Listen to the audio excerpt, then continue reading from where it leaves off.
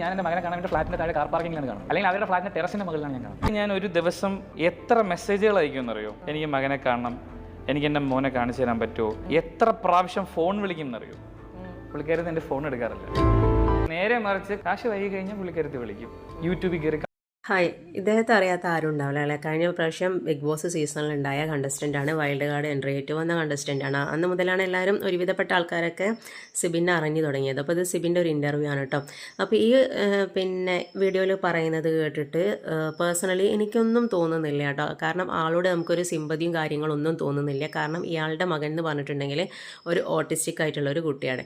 അപ്പോൾ ആ കുട്ടീൻ്റെ മദറിനെ കുറിച്ചിട്ടാണ് ഇത്രയും കാര്യങ്ങൾ പറയുന്നത്. ആ പറയുന്നത് തന്നെ ഭയങ്കര മോശപ്പെട്ട കാര്യങ്ങളായിട്ടാണ് എനിക്ക് ഫീൽ ചെയ്തിട്ടുള്ളത്.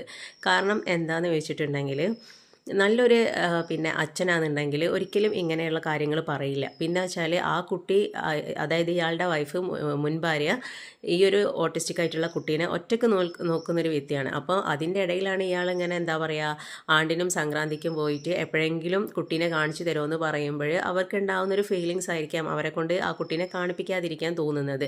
കാരണം നല്ലൊരു അച്ഛനാണെന്നുണ്ടെങ്കിൽ ഇങ്ങനെ ചോദിക്കേണ്ട യാതൊരു ആവശ്യവും അവിടെ വരുന്നില്ല. കാരണം ഓട്ടിസ്റ്റിക് ആയിട്ടുള്ള ഒരു കുട്ടീനെ ഒറ്റയ്ക്ക് നോക്കാമെന്ന് പറഞ്ഞിട്ടുണ്ടെങ്കിൽ അതൊരു സിംഗിൾ മദറായിട്ട് ഒറ്റയ്ക്ക് നോക്കാമെന്ന് പറയുന്നുണ്ടെങ്കിൽ അതിനൊരുപാട് സ്ട്രഗിളിങ് ഉണ്ട് കേട്ടോ അങ്ങനെ നോക്കുന്നതിന്. അപ്പോൾ ഇടയ്ക്ക് എപ്പോഴെങ്കിലും വന്ന് ചോദിക്കുന്ന അച്ഛനോട് പിന്നെ എങ്ങനത്തെ രീതിയിലല്ലാതെ പിന്നെ എങ്ങനത്തെ രീതിയിലാണ് ആ കുട്ടി ബിഹേവ് ചെയ്യേണ്ടത്? നല്ല നോർമലായിട്ടുള്ള കുട്ടികളാണെന്നുണ്ടെങ്കിൽ അവർക്ക് എന്തെങ്കിലും വന്നാൽ തന്നെ, ജസ്റ്റ് ഒരു പനി വന്നാൽ തന്നെ നമുക്ക് ടെൻഷനാണല്ലോ. പിന്നെ രാത്രി ഉറങ്ങാനൊന്നും നമുക്ക് കഴിയില്ല. അങ്ങനത്തെ ഫുൾ ടൈം മെൻ്റലി ഡിസേബിൾ ആയിട്ടുള്ള മക്കളാണെന്നുണ്ടെങ്കിൽ നമ്മൾ എത്രത്തോളം ബുദ്ധിമുട്ടിയിട്ടാണ് നമ്മൾ ആ കുട്ടികളെ വളർത്തുക. ഒരിക്കലും ആ കുട്ടീൻ്റെ അച്ഛൻ്റെ ഒരു സപ്പോർട്ടില്ലാതെ ഒറ്റയ്ക്ക് വളർത്തിയെടുക്കുക എന്ന് പറഞ്ഞിട്ടുണ്ടെങ്കിൽ ഭയങ്കര ബുദ്ധിമുട്ടാണ്. കാരണം ചിലപ്പോൾ രാത്രി ഇയാളുടെ എക്സ് വൈഫ് ഉറങ്ങൽ പോലും ഉണ്ടാവില്ല കേട്ടോ. കാരണം കുട്ടികൾ ആ ഒരു മൈൻഡായിരിക്കും ആ കുട്ടികൾക്ക്.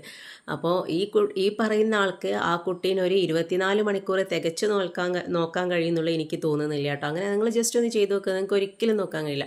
അല്ലെങ്കിലും ഇങ്ങനെ ഓട്ടിസ്റ്റിക്കും എന്തെങ്കിലും പ്രോബ്ലംസ് ആയിട്ടുള്ള മക്കൾ അധികം അമ്മമാർ തന്നെയാണ് കേട്ടോ കെയർ ചെയ്യുന്നത്. ചിലപ്പം കുട്ടികൾക്ക് അതാണെന്ന് അറിഞ്ഞിട്ട് കൂടി ഡിവോഴ്സായി പോകുന്ന ഇഷ്ടം പോലെ അച്ഛന്മാരുണ്ട്. അപ്പോൾ താങ്കൾ ചെയ്യാവുന്ന ഏറ്റവും നല്ലൊരു കാര്യം എന്ന് പറഞ്ഞിട്ടുണ്ടെങ്കിൽ അത്രയും ഓട്ടിസ്റ്റിക് ആയ ഒരു കുട്ടീനെ ആ ഒരു എന്താ പറയുക, എന്തിൻ്റെ കാരണത്താലായാലും ആ ഒരു ഡിവോഴ്സ് വേണ്ടാന്നായിരുന്നു താങ്കൾ വെക്കേണ്ടിയിരുന്നത്. പക്ഷെ അതിന് പകരം താങ്കൾ ഡിവോഴ്സും ചെയ്ത് എന്നിട്ട് ഇവിടെ ഭാര്യനെ വന്നിട്ട് ഒരു ലോജിക്കും ഇല്ലാതെ ഇരുന്നിട്ട് വെറുതെ കുറ്റം പറയുന്നു. എങ്കിലും പോയി നോക്കി കുറച്ച് സ്വീറ്റ്സും വാങ്ങി കൊടുക്കുന്ന പോലെയല്ല, 24/7 ആ കുട്ടീൻ്റെ അടുത്ത് നിന്ന് അതിൻ്റെ കാര്യങ്ങളൊക്കെ ചെയ്യുമ്പോഴേ നമുക്ക് അതിൻ്റെ ബുദ്ധിമുട്ടും കാര്യങ്ങളും മനസ്സിലാവുള്ളൂ. അങ്ങനെ ഒരു ദിവസമെങ്കിലും താങ്കൾ നോക്കിയിട്ടുണ്ടെങ്കിൽ താങ്കൾക്ക് ഇങ്ങനെ എക്സ് വൈഫിനെ പറ്റി ഇങ്ങനെ ഒരു കുറ്റം പറയാൻ തോന്നൂല.